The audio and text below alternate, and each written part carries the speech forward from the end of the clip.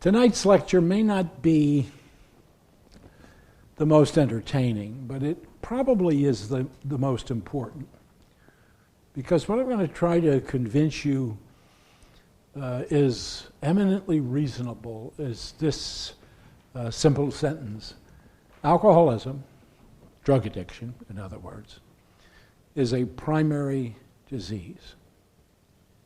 The only thing that explains what we witness when we witness addiction is not a moral problem, not a symptom of a psychiatric illness. It's primary disease. In other words, it has its own causative factors. It has a predictable course, and it has a cure, not a cure, it has a treatment that works. So I hope by the time you leave tonight, what you will at least begin thinking is that makes sense. Primary disease is the one that makes most sense. In some ways, what we're going to be asking is, what's the best name for addiction? And there have been 3 names given it. The first is moral problem. And there are people who believe all 3 of these, by the way. Those who believe it's a moral problem think that addicts they're either weak or they're bad. And willpower is what really controls drinking.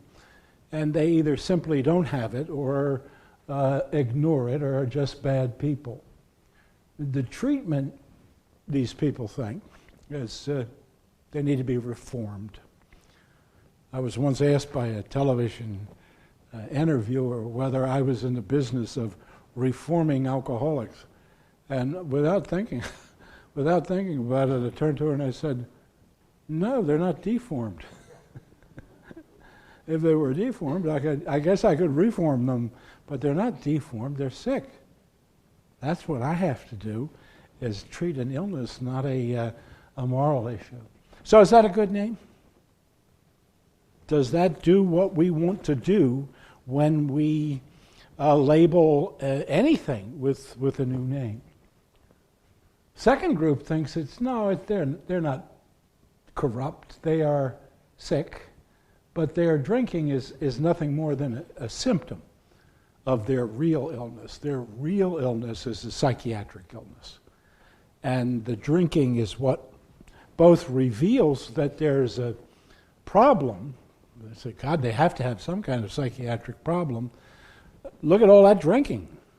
That's got to reveal that they've got some sort of issue, some intrapsychic conflict, some mental disorder. And so what you have to do in order to treat them is that you've got to get to the underlying psychiatric issue. And until you get there, you're not going to get the drinking to stop, or if it continues, it won't be of a compulsive sort. They won't need to drink anymore. Okay? So the drinking both reveals that there's a problem of some sort. The problem is that, of course, it then conceals what that problem is. So it's got to be a problem. Look at the drinking, but what's the problem? I don't know because of all the drinking. Okay?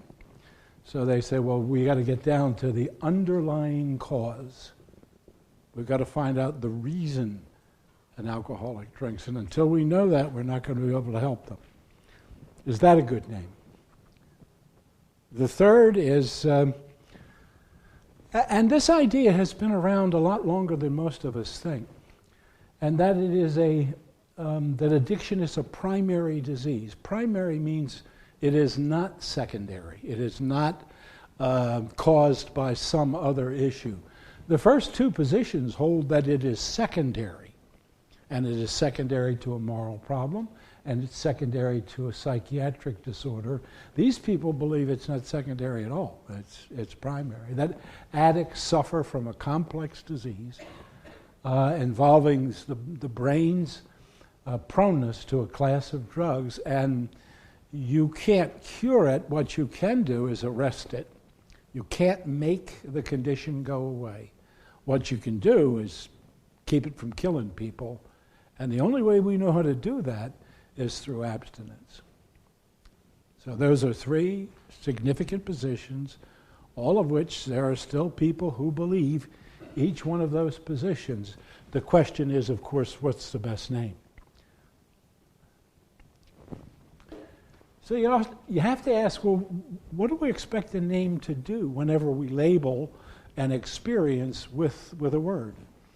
If you're here tonight, you go home, tomorrow someone asks you, I understand that you were at a lecture at Shepherd Pratt. Where was the lecture held? You'd have to give this room a name, right? So what name would you pick that would do what we expect the name to do? Here's what we expect the name to do. We expect the name to show us the characteristics or the features of the room and then leave nothing unexplained. So if you were to say, last night I attended a lecture in a telephone booth, then I'd ask, well, what does that name explain about the room? And the answer is, not much. Doesn't explain the size. Doesn't explain the fact that there are 100 and some seats here. Doesn't explain that we can darken the place. Doesn't explain the stage. You know what the biggest thing of all is? There's no telephone in this room. So he says, that's a terrible name. Try again. You'd say, well, it's a movie theater. Well, that sounds good. And that does start to explain that we're not exposed to outdoor light, that the seats are tiered so that everyone has a view of a screen. And we can, in fact, set up a movie, and you can hear it through the loudspeakers. And if that's the only question you ask, you miss another important question, which is, all right, I see what you have explained about the room. What's been left unexplained about the room? What are the loose threads still hanging that you haven't touched? And there are some significant ones. One is you haven't explained a podium. The podium is absolutely unnecessary if this is a movie theater. You haven't explained a stage. It's a hell of an expense to go to have a proscenium stage with these wonderful oak floors if all you're going to do is show a movie. It doesn't explain the portability of that screen, not portability, but it doesn't explain that that's a movable screen. This is a movie theater. It ought to be bigger and ought to be a fixed screen. Okay? Doesn't explain the little ante-room back there. I can go in there, change my clothes, and come out the other side. So a couple of loose threads that you say, well, it sounded good, but it hasn't explained everything about the room, at least the major things. Try again. Try again. It's not until you call this an educational theater that you touch all of its major characteristics. That explains all of the movie stuff, right? It also explains the stage and the podium and the changing room and the fact that we can do lots of multimedia things besides show movies here. That's the best name. It explains what you observe when you observe the room, and it leaves nothing major unexplained. We're going to use those same principles when it comes to addiction and comes to trying to figure out which is of those three things is the best name. But before you do that, what you have to do is you have to go out and take a look at addiction, just in the same way you'd have to look at the pieces of the room in order to be able to give it an appropriate name. You'd have to visit addiction and get some experience with addiction. You have it. You probably wouldn't be here if you didn't have some experience, right? No, very few people say, I wonder what the hell are you doing at Shepherd Pratt tonight? I think I'll drop in. You're here because you know what's going to happen here. Problem is that you haven't had nearly enough experiences with addiction. You may have witnessed one or two cases or three. You have to see thousands of cases in order to make some accurate observations about addiction. The other problem is that more than likely, you're either it or you're here to learn about somebody you love, somebody that you're emotionally involved with, or even somebody that you're terribly pissed off at. And so you don't have nearly enough experience with cases, and the ones you have are ones in which there's some kind of emotional block that's going to keep you from seeing it like a scientist, dispassionately making observations about what you see in 1,000 cases. So you need to see 1,000 cases. You need to see them at all ages from, I've seen them from 13 to 85. So you got to see them in different countries of the world. You have to see it in Russia. It'd be good if you could see it in Alaska, in the Asian countries, even some in the Native American tribes, among those tribes. You need to see early stage, you need to see middle stage, you need to see late stage. You need to see people who are just starting, and you need to see people who are dying from it. After such observations, then you can make some notes. You can jot down some notes. Thousands of cases. In addition to the 1,000 active cases, it would be helpful for you to see another 1,000 currently abstinent. I won't call them recovered because it prejudices the idea. Currently recovering. You need to see them, people who have been abstinent from 1 day to 6 months, another group 6 months to 2 years.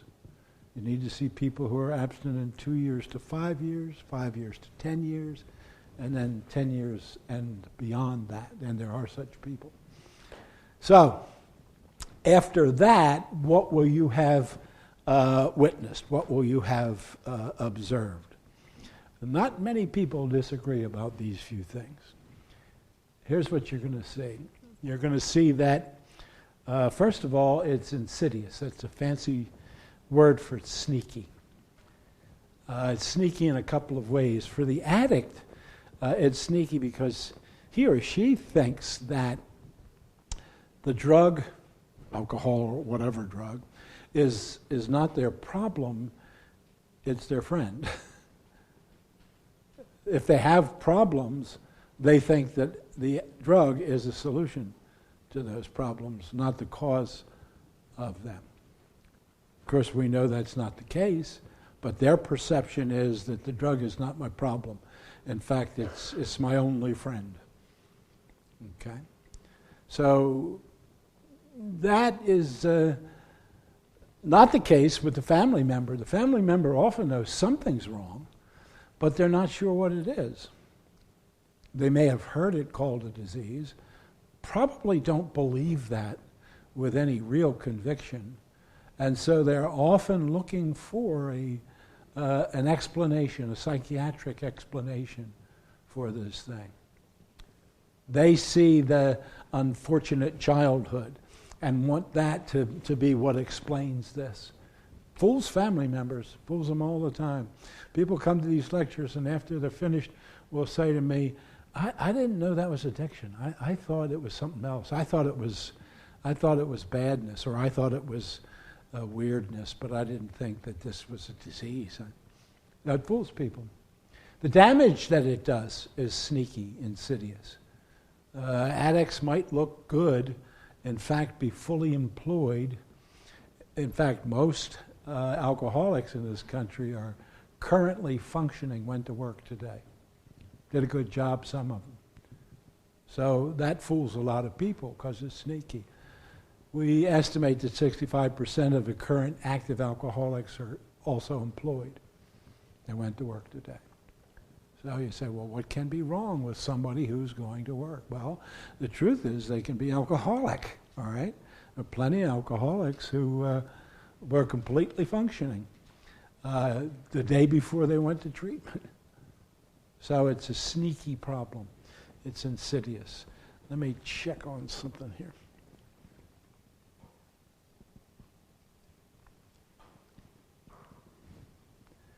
It's complex. That's the opposite of simple. Well, it's complex in a number of different ways. The causes are complex.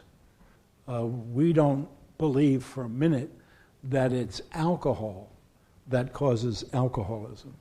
And we don't believe that because there are more people who drink it safely all their lives than have the problem called alcoholism. So the majority, as a matter of fact, of Americans who drink alcohol drink it safely all their lives. There's about 13 to 18%, whosever statistic you want to believe, who have the disease or have the problem, let's call it a problem, so far. It involves the brain, the mind, and the emotions, and the spirit. It's not an easy disease to deal with because it is so complicated. Personality doesn't explain this. We think, oh, it's a personality issue. Again, what makes that difficult to believe is if you walked across the street to the hospital, you'd see some of the worst personality problems you'll witness in your entire life over there, okay? What you will not find in that population is 100% alcoholism, 100% drug addiction. You'll find drug addiction there coexisting with mental illness. So you'll find a bipolar patient, manic depressive illness, who also has an addiction. But you're not going to find that 80% of the hospital patients there are alcoholics or drug addicts. The percentage is probably a little more than you'd find on the street, and partly because, alcoholics go to psychiatric hospitals and are diagnosed with psychiatric disorders because they look crazy, all right? They act that way, and yet their major issues are not in the psychiatric realm. You get them sober and you find a very different creature.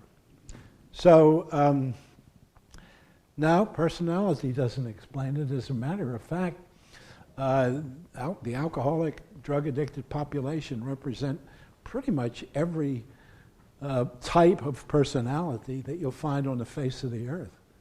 There are nice people, and there are nasty people, there are good people, and there are bad people, there are compulsive people, and there are wonderful people. So I always say that when I look at you as an audience, you look to me like an AA meeting. Because if you went to an AA meeting, you know what you'd find? Look around. You'd find this kind of a group. Okay. So the personality doesn't explain it. Environment doesn't cause compulsive use. As far as we know, Ocean City does not cause alcoholism. We've never known anyone to have crossed the Bay Bridge and turned into a drunk. Oh, shit, he went to Ocean City. No goddamn wonder he's an alcoholic. Alcoholics seek out places where they can drink with impunity, okay? They can get away with it. It looks like everybody's drinking that way in certain environments. So they do seek out places where there's a lot of drinking. But as far as we know, environments don't cause alcoholism. Jobs don't cause it. If jobs cause it, I had a group in which I had a psychiatrist and a fireman, both in the same group. And if you asked them why they were alcoholic, the psychiatrist said stress, and the fireman said boredom.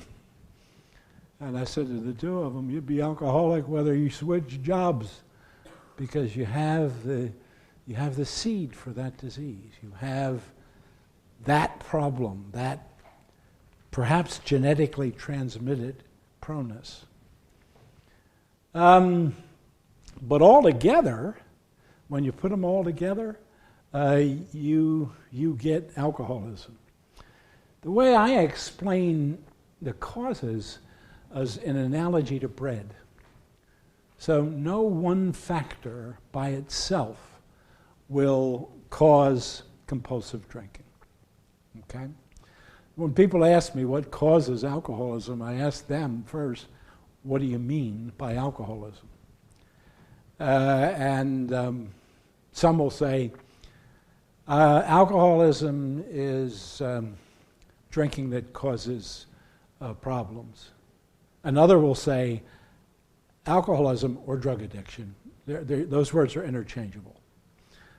Alcoholism is drinking that causes problems, and another will say, no, alcoholism is compulsive drinking. It's that kind of person, once he picks up the first one, just seems to keep going and doesn't know when to stop.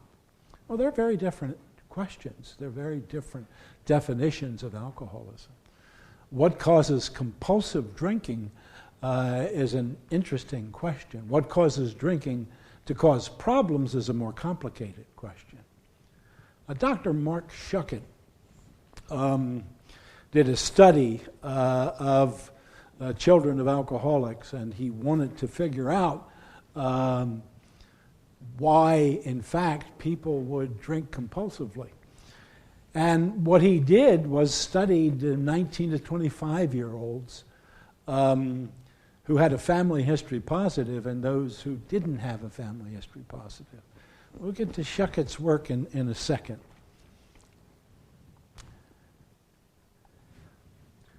So here are the 4 ingredients that make bread. Think of each ingredient as having an analog to addiction.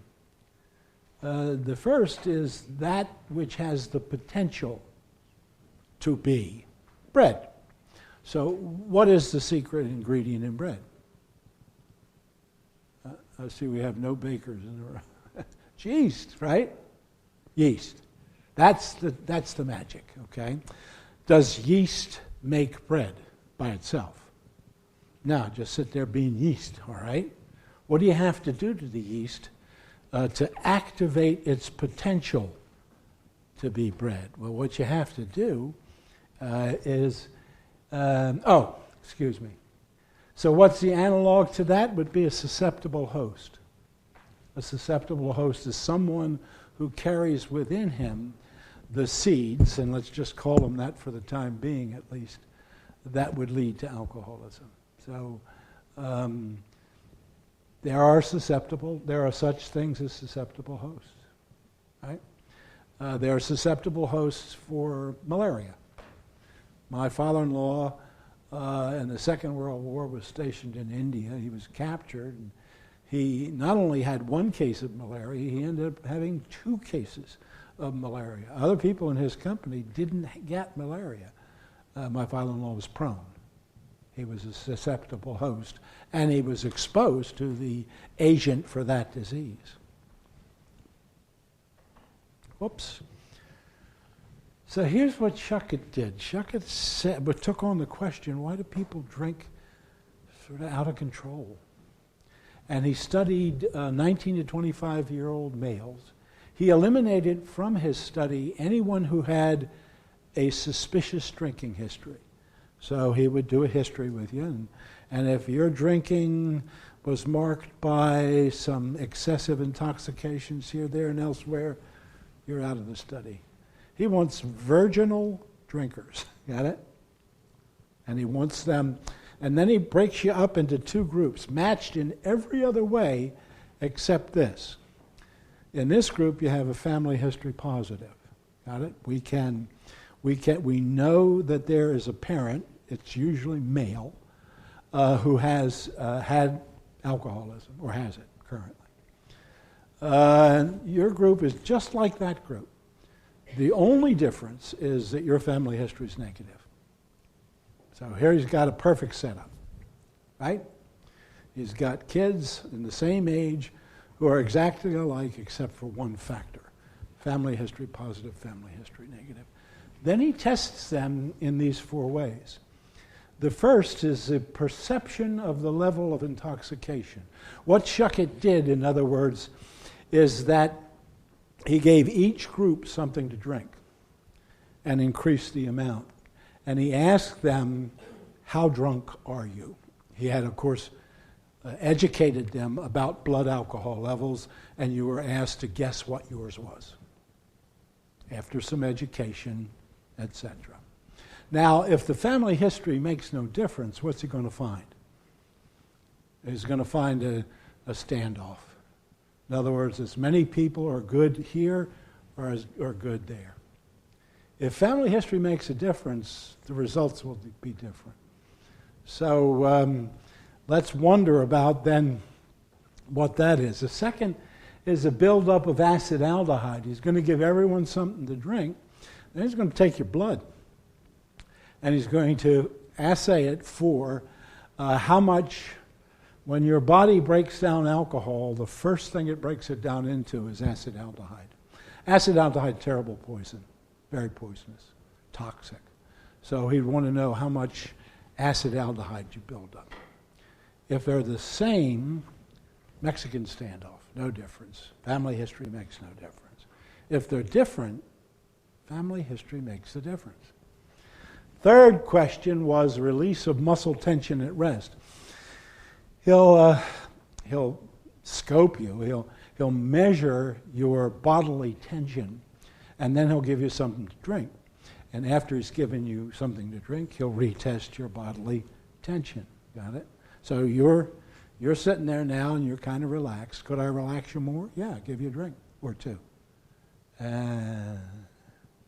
You'd get mellower, and your body would feel as much tension. Let's see if there's a difference between these two groups. Are they the same or are they different? And then finally, body sway. He'd give you something to drink, and he would measure electronically how much your body would sway. Should I do that again? If there's a difference, only family history will explain it. So what did he find? Well, here's what he found. That the family history positives weren't very good at guessing how drunk they were. The family history negatives, once educated, could kind of guess that at that level I was feeling this, and so I must have had a blood alcohol level of 0.08. They were better at this than this group. They weren't real good at guessing. How drunk are you? Damn if I know. Interestingly, the family history positives built up twice as much acetaldehyde. Now, you would think that would have protected them, but it wasn't enough to make them sick, but it was enough that every time these family history positives drank, they would experience greater agitation of the nervous system. Their nervous systems would be more stressed than the family history negatives. He looked for muscle tension at rest and after drinks, and he found that the family history positives experience a greater release of muscle tension at rest. So this group went ah, and this group went ah. Interesting response. So far, they're not good at guessing how drunk they are. They suffer greater toxicity, and they experience more release of muscle tension. Finally, body sway, and as you might have guessed from the pattern so far, they experienced less body sway. So in fact, about alcohol, some people can't tell how drunk they are. Their brains suffer greater toxicity. And another researcher, Dr. Begleiter, found that not only greater toxicity, but it lasted longer. And yet they enjoy it more, seem less affected by it. In other words, they are quite simply prone to a drug. They have that susceptibility factor, whereas others are sensitive to a rising blood alcohol level. In other words, as their blood alcohol level rises, they feel not better, but worse.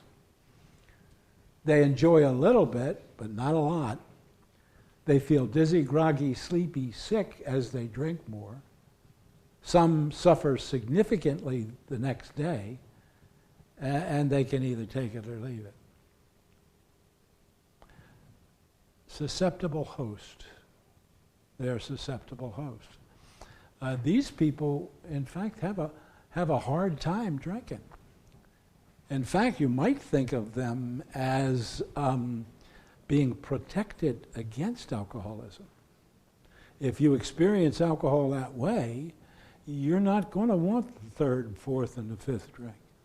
If you experience the other way, the family history positives do, you're built up to drink more and enjoy it more and suffer less from it until it's too late. So Shuck It kind of answers the question, why do some people seem to, once they start, why do they seem to just keep going at it? Why do they drink more and more and more and more and more? And I think you might be able to see that that's probably why they drink more and more and more and more and more. Not because they like, not because they simply want to be pains in the ass to the rest of us, but they enjoy it more. We always, ask the question, why do kids drink? And the answer is because they like it. So we do have some susceptible hosts. We have some people, according to the Shuck It studies, whose genetic makeup seems to set them up to be excessive, at the very least, drinkers. But in order to get bread, you have to use the activating agent. So you put yeast on the counter and it'll only be yeast. You got to put warm water with the yeast. Mix them together. At that point, you don't have bread, but you have something that starts to smell like it. In fact, we wonder about some kids at their earliest drinking. They're not alcoholic yet, but they sure smell like they're heading that way, based on their response to the drug in the earliest stages. So the activating agent for alcoholism is alcohol itself. It's that drug. And of course, we could put the formula for heroin and cocaine and any of the others. That is the agent for the disease.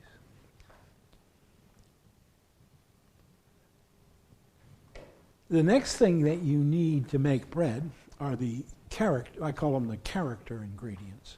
Those are the ingredients that give each loaf of bread its color and weight and heft and thickness. It's what makes a difference between French bread. When you butter French bread, you get more butter on your hand than you do on the bread. And pumpernickel. And that's that solid, heavy German stuff. And the difference is molasses and heavier flour. And it gives each loaf of bread its own character, you might say. So what is the analog for those ingredients? Personality factors now can play a role. Well, what kind of personality factors? Well, all kinds, as a matter of fact. If you've been raised in a family in which celebrating is done, and it's done with alcohol a lot, that could play a role, couldn't it? If you have an Irish temperament, that could play a role, right? If you suffer from depression, could that play a role? Depression? Yeah, give you an excuse to drink, wouldn't it? Does that mean that depression causes alcoholism? No, it gives you an excuse for drinking, but you don't know how the brain's going to respond to the use of the drug. I've worked with some depressed patients who have said, yeah, I tried alcohol and I didn't like it. It made me feel worse. In fact, it made me more depressed, all right? When you investigate it, you found out that there are no proneness factors here. There's an excuse, it's called depression, but the response doesn't warrant going on and on and on with it. Now, if you have a depression and you have, if you're a susceptible host, now you got an extra reason to drink, okay? But without the susceptibility, I think what you're going to find is this, and what we see is this, as a matter of fact, that people will try it for a while and they won't like it. They'll try anything else. They'll jog, or they'll go to therapy and talk therapy, or they'll do exercise, or all kinds of things. But the drug just doesn't cut it for them. Whereas others, with the proneness factor, will just pick up another excuse. Anxiety. Can it give you a reason to take a drink? Yes, you're anxious. You know it's a sedative drug. So you drink the sedative drug to calm down the anxiety. Does that mean that anxiety causes alcoholism? Not if the drinking makes you feel more anxious. So it really depends on not the reason for doing the drug. It depends more on your response to the drug once you do it. And some people just don't like it, and others do. And others love it, in fact. And they're really in trouble. Now, there is one factor that does play a role, has to play a role. It's called denial. Denial. The ability for the mind to not see the truth for some reason. So you say, all right, that's it. I knew there was some psychiatric stuff going on here. It's denial. These people are more prone to denial than anything else. And that's why they get sick with this, because they keep denying that it causes problems. There you go. There's the psychiatric explanation. Before you say that, I would suggest that you examine the use of denial, in fact, in pretty much everybody. Normal people deny. Anna Freud defined it not as a sickness. She defined it as a defense against pain. So Anna Freud said denial is the mind's defense against a reality that would be too painful to tolerate. So you deny so that you don't feel pain. It's a protection. Now, eventually that denial system will go away and you'll have to deal with the reality. But at least that's not pathology as such. It becomes a problem when it causes problems. So yeah, your denial system can, in fact, cause you problems, but only when it causes you problems is it sick. Right? How many of you have ever been on an airplane? You think you had a denial system working for you at that time? Let me tell you this.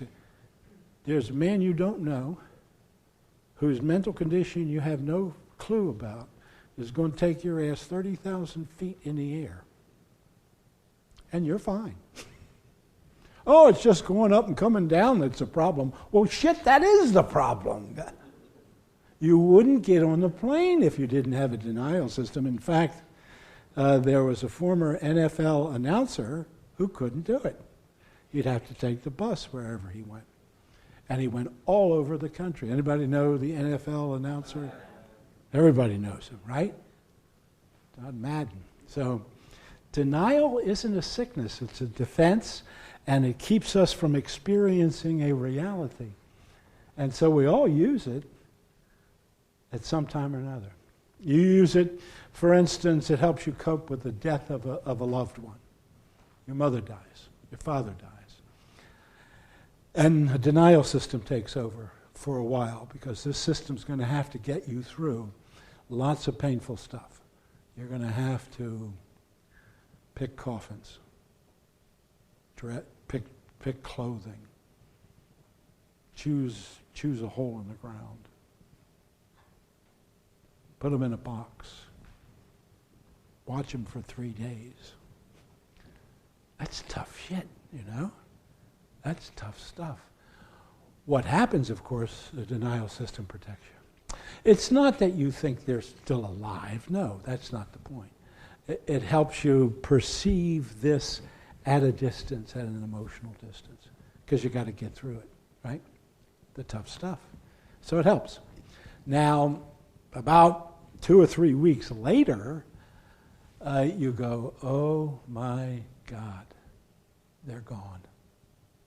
I'll tell you a story about my daughter when my mother died. This was many years ago, so it is not emotionally as poignant as it was at the time. But my daughter was wonderful at the funeral. She greeted people, took them up to the casket, showed them pictures and stuff about my mother. My mother was a world traveler. She did all kinds of interesting stuff throughout her life. Great educator herself. Got her through the funeral. 3 weeks passed. My phone rings. I pick up the phone. It's my daughter, and she's crying. And she said to me, "Daddy, my denial system collapsed." I said, "Oh." She said, "I went to pick up the phone. I dialed 6616318, and I realized that my grandmother was never going to answer the phone again." She said, "I've been crying all day long." I said to her, "Well, now you have the opportunity to move on. You will go through this, and you'll recognize that what you had from your grandmother was far more important than anything else, and that's what you'll keep with you for the rest of your life." And so it worked for her. Yeah. So you have a denial system that helps you to get through the death of a loved one. Makes it possible to board airplanes. Madden takes the bus. If it doesn't play a role at the birth of the first child, it surely does in the decision to have a second one. How many of you have two kids? Are you crazy? The males, you don't count. You don't go through the pain, right? You're an observer. You were necessary for the launching. You were necessary for the christening, but you're not essential for the launching. All right, so you had two. Wasn't it true that after the first one you said, "I'm never going to do that again"? Right? And you want to catch that son of a bitch and beat him over the head with a stick who'd done that to you. And then 3 days later you're starting to say, "Wonder what we'll name the second one." Are you nuts? Are you glutton for pain? We'd be one-children families if it weren't for denial of the pain of childbirth.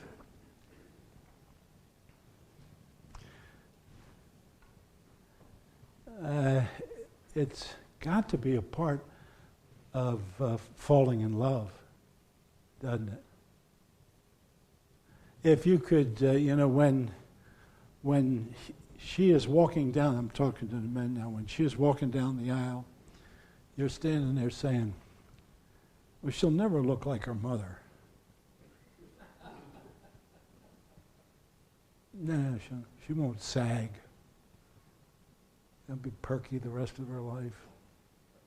She's walking down the aisle saying, "I'll fix that little problem with the bathroom." He's saying, "I'm marrying her, not her," listen to this one, "not her whole family." Oh God, if there's ever denial, that one's it, right? Which you probably learned at Thanksgiving. So it does play a role in falling in love. The denial blocks a sense of the future because it would be painful to see you both grow old, So you do it. Luckily, some do it until they actually fall in love, and it works. Sometimes it works. Now, why is that one important? That one's important because what's an addict? Well, he's many things, don't get me wrong. He has a nervous system that responds, unfortunately, to a drug. There's a process of cellular adaptation and tolerance. But in addition to all that, an addict is a lover. What does he love? The drug. He loves the drug. Is a lover ever likely to find fault with a loved one? No, that's the nature of love, right? The nature of love is not to see fault in the person that you love. Okay? And an addict is just that. He's a lover. He loves the drug. Is he ever likely to say the drug is the cause of a major, serious, progressive, and potentially fatal disease? No, of course not. Of course not. Why? Because he's a lover. That's the very nature of the beast. Love, all right? Not until the pain starts to exceed the pleasure will he ever begin to find fault with the drug. And even then, after it's caused some pain, he still denies that it's the immediate cause. And so not only falling in love, but God, love becoming marriage. And if you don't believe that one, how many have been married twice? You must be nuts. You did it twice? That's got to be crazy. Didn't you suffer enough from the first one? Yeah. So what happened?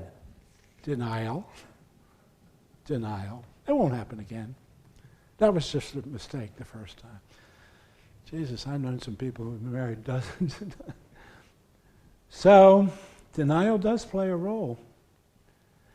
To get bread, you have to have time, right? You got to have enough time for the yeast to cause rising of the bread. And you need an environment. That won't happen in a very cold room. So you have to keep it in a warm room at a certain temperature. Then finally you have to stick it in an oven, right? And only after that whole process is done do you have bread. And of course, the analog for addiction are the same factors. It takes time. And what will help addiction bake, most of all, are enablers. People who help an addict deny that he has a problem. No, you don't have alcoholism. You had an unfortunate childhood. Well, you might have had an unfortunate childhood, but the truth is, an unfortunate childhood won't cause you to be able to hold a fifth of whiskey and not show it. It has nothing to do with whether your childhood was nice or nasty. Okay? It does not explain, someone who stole your little red wagon when you were a kid. That does not explain the fact that once you start drinking, you just seem to keep it up and up and up and up and up and up.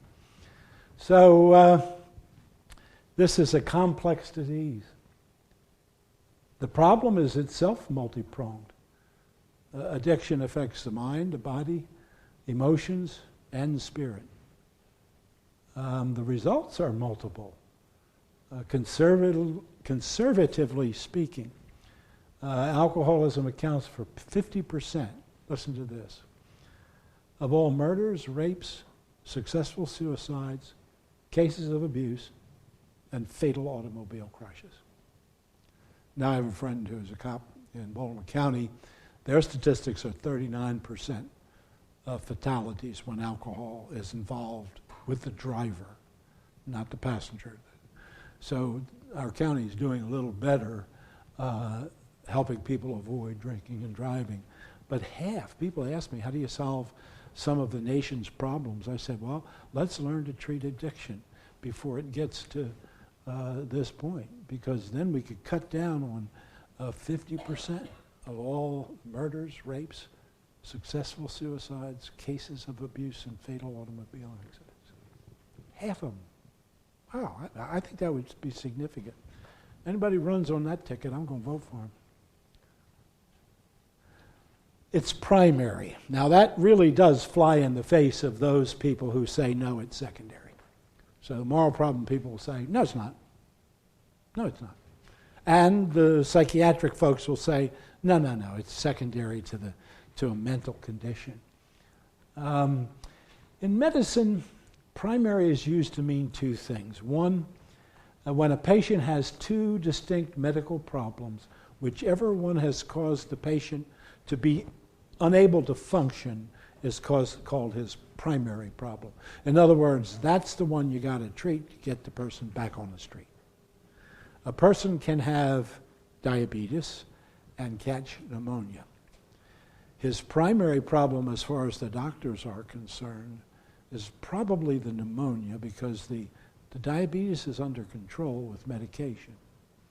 So the focus of treatment will be the pneumonia, because until you get him out of that condition, is he going to be able to leave the hospital and go on the streets? So, which one caused the patient to be dysfunctional? Can addiction qualify for that? Can addiction by itself make someone dysfunctional? Of course. If you don't believe it, go to any hospital emergency room at 2 a.m. on a Saturday morning, okay? And you'll see it making people dysfunctional. Some, not just for that night, it'll make some dysfunctional for the next 3 months, okay? They've had such a serious incident for it. The other meaning of the word primary, as medicine uses it, is when a disease is caused by another disease. For instance, there are 2 ways to, in fact, become symptomatic for diabetes. One is called primary diabetes, which means you've got it because it appears to be transmitted in certain cases by genetic factors, runs in your family, okay? You know the other way you can get diabetes? You can drink so much that you wreck your pancreas, and the pancreas is the organ that balances the measure of sugar and in your system. So there can be primary diabetes, runs in your family. It could be secondary diabetes. You're symptomatic because you drank too much. You drank too much. And that's wrecked your pancreas. And that's what's caused the imbalance. So, which is it really? Is it primary or is it secondary? We can't cheat on that and claim that it's primary, then use that to prove that it's primary. That's cheating. But there is one kind of little teaser about addiction, and that is who has had success treating it? Physicians? Psychiatrists? Priests? None of those have a track record. Individual psychiatrists have helped, but as a group, psychiatry hasn't found the answer. Yeah, you know who found the answer? Other alcoholics and drug addicts. They wouldn't know an id from a superego if they tripped over the goddamn thing. And yet they know how to do 2 things which are by themselves just amazing. One is to achieve abstinence, and the other is to achieve the abstinence with a measure of serenity. Damn, that's quite an achievement. You can not only get someone who loves a drug, or at least loved it for a long time, to stop using it and still be happy at the same time. If I were a social scientist, I'd want to know what their secret is. That's a hell of an accomplishment, don't you think? That's a hell of an accomplishment. Wow. These guys who love drinking, and now you got them to stop doing that and be happy too? Damn. Tell me more about those folks. It's chronic. That's another of its characteristics. What that means is that it's not an acute disorder. Pneumonia is an acute disorder. Diabetes is a chronic disorder. An acute disorder has a limited lifespan, doesn't go on forever. It has a beginning and a middle and an end, and a chronic disorder is one which lasts a lifetime. One of the medical consequences of excessive drinking is in fact pancreatitis. It's a stabbing pain felt through the back and into the stomach, and it's chronic. In other words, once you've got it, you will have periods of pancreatitis in which you experience this painful stuff, and it won't go away. Alcoholic cirrhosis, scarring of the liver, is chronic. Once the liver cells die, they are dead forever. Brain cell damage is, if the cells of the brain die, that's chronic. That won't, you won't regrow brain cells. If they're damaged, you might regrow some brain cells, or at least revive some brain cells. But once a cell is dead, it's, it doesn't come back to life. It's not Lazarus, all right? It'll be with you forever. There are some people who have denied that it was chronic, as a matter of fact, and then went out and did some research, they thought, on gamma-type alcoholics. What that means is that these people, they were the Sobels out west, they thought that they could take what they called gamma-type alcoholics, and that is those who had the shakes. Found 19 of them. Only one they couldn't prove had the shakes. But the others had the shakes. Got it? They went that far, in other words. Don't have to go that far, but they did. Because they wanted to demonstrate that they could retrain these people. And so they put them through a program of retraining. They taught them to sip rather than gulp. They taught them to moderate the number of drinks over a period of time. And they did 1 and 2 year follow-up studies for these people, comparing their success with a group of people who had tried abstinence as the treatment. So here you have two approaches, the abstinent approach and the social drinking approach, as it were. And after 1 and 2 year follow-up studies reported in the journals, in fact, that their guys, these 19, were doing much better in terms of trouble-free days than the guys who had tried abstinence, because they thought, well, you know, abstinence is unreasonable. They're going to fail more often because what the hell? You're expecting something heroic of them. So we've retrained them, these guys. Essentially, they said, we made social drinkers out of them. Most people who study alcoholism, if they admit nothing else, will tell you, once you got it, it doesn't go away. It doesn't go away. So a couple of docs, the Pendry, Molsman, and West, said, let's go find those 19 and see how they're doing. And so they did, and they found the 19, okay? Here's what they found when they reinvestigated those cases. A group of them had given up the social drinking approach to recovery and gone to the abstinence approach. So roughly a third had said, this drinking stuff doesn't work for us. We're getting sick and sicker and sicker from drinking. So they went to, sort of like they went to AA. A third of them were actively, problematically drinking at the time of both follow-ups, the first 1 year and 2 years. So they were still drinking, problematically. They called one guy at his home. He was living with his mother at the time. And they asked him this question. His mother answered the phone. And she said, it's the people from the Patton State Hospital. They want to know how you're doing. He was drunk in the kitchen at the time. He said to her, tell him I'm doing fine. She said to the person at the other end of the phone, he's doing fine. He was reported as recovering, doing fine. He was drunk in the kitchen at the time of the call. The word ethics comes to mind. Big time. So a third had given up the drinking approach and gone to abstinence. The third were actively, problematically drinking at the time of the follow-up, and the rest were dead. The final third is dead.